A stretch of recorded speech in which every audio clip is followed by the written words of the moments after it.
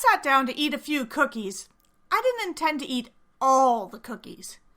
No matter, I thought, they're low fat. But that's where they get you. Low fat doesn't mean calorie free. I had assumed because they were low fat, I could eat double the amount I would normally eat. But most food companies know that when they take out the fat, they've got to replace it with something. And that something is usually sugar. So they load up the item with the sweet stuff to compensate for the lack of flavor from the loss of fat.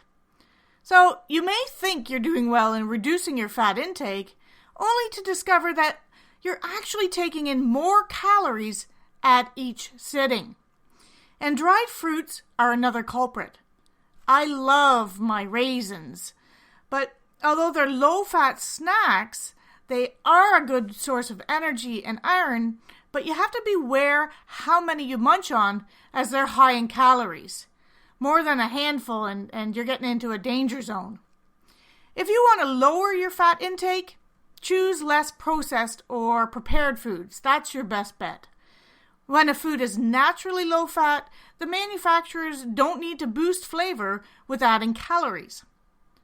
So instead of eating an entire box of Snackwell cookies, next time I'll opt for 1 or 2 full-fat cookies and maybe a banana on the side.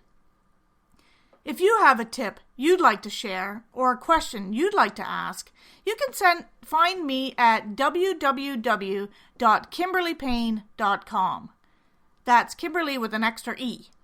And in appreciation for listening today, when you visit my website, you can sign up to receive a free downloadable handout on core strengthening exercises. My gift to you. Blessings on your journey to health.